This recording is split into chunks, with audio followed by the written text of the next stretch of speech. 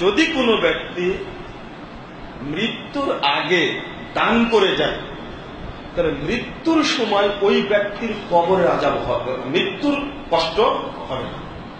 আল্লাহ বলছেন সূরা মুনাফিকুন 10 নম্বর আয়াত, ওয়া আনফিকু মিম্মা রাযাকনাকুম মিন ক্বাবলি আন ইয়াতিয়া আহাদাকুমুল মাউত, আমি যা দান করেছি তার থেকে তোমরা খরচ করো মৃত্যুর পূর্বে। রব্বি লাউলা আখরতানি ইলা আজালিন করিব ফাআসসাদদাকা ওয়া আকুম মিনাস সালিহিন, মৃত্যু যখন এসে যাবে তখন যেন বলো না, আল্লাহ বলছেন তখন যেন বলো না আল্লাহ একটু সময় দাও, আল্লাহ ইলা আজালিন করিব, একেবারে অল্প সময় দাও, অল্প সময় দাও। কি করবো? ফাআসসাদদাকা ওয়া আকুম মিনাস সালিহিন, আমি সাদাকা দান করব এবং সৎ ব্যক্তিদের অন্তর্ভুক্ত হয়ে যাব। এটা বলেন। আর আমরা কি মনে করি জানেন? ওই যে মুখ নাড়াচাড়া করছে, একটু ছটফট করছে, বলে জানটা একটু জ্বলে যাচ্ছে, একটু পানি দাও না, একটু শরবত দাও। শরবত খেতে চাই? শরবত চাই না, পানি চাই না। ও আল্লাহকে বলে রব্বি লাউলা আখরতানি ইলা আজালিন করিব, একটু সময় দাও আল্লাহ। ওর তো ভিতরটা ছিঁড়ে যাচ্ছে।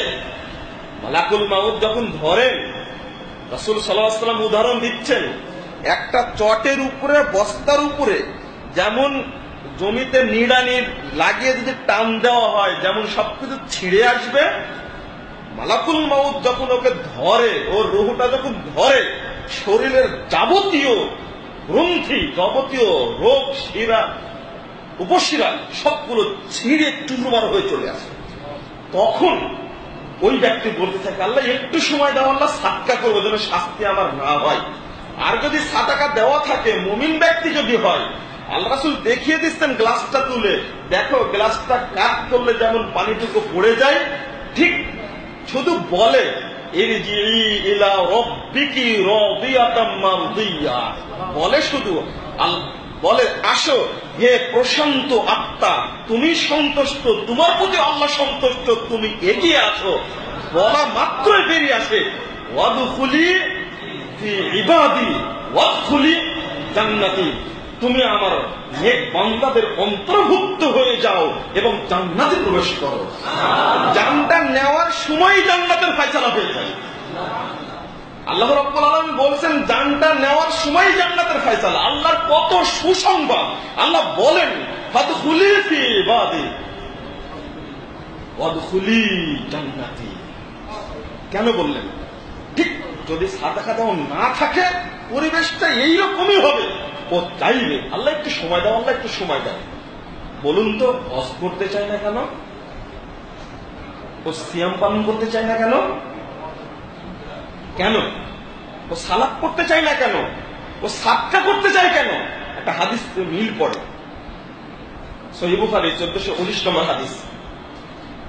একজন সাহাবী আল্লাহ রাসূলকে বলছেন আইয়ু সাদাকা আযম, হে আল্লাহ রাসূল বলুন তো কোন সাদকা আল্লাহর কাছে সবচেয়ে মহান সাদকা, বড় সাদকা, গুরুত্বপূর্ণ সাদকা?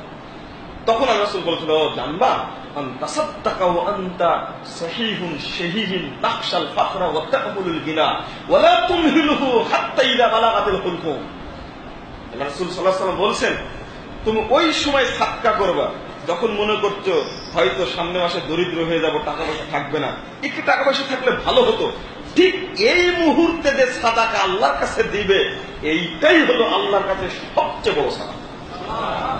তবে তুমি ওই প্রাণ যখন কণ্ঠনালীতে চলে উষ্টাগত যখন হবে, তখন তুমি সাদকা করতে চাইও না।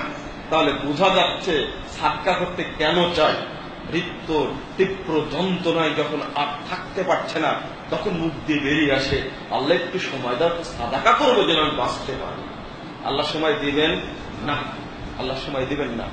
বন্ধুরা আমার, আমি আরেকটা কথা, আরেকটু দুইটা কথা বলতে চাচ্ছিলাম। এই ক্ষেত্রে আমি তুলনা করতে চাচ্ছি, শেষ করে দেবো তাই না? তো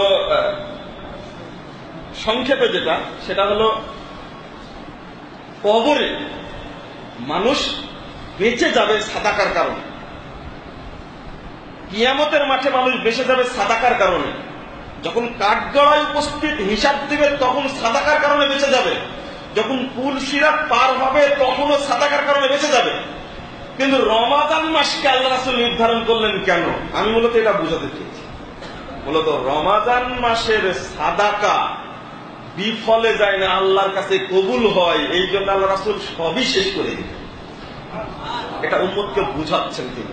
এই জন্য রমাদান মাসটাকে সামনে নিয়ে বেশি তিনি সাদাকা করতেন।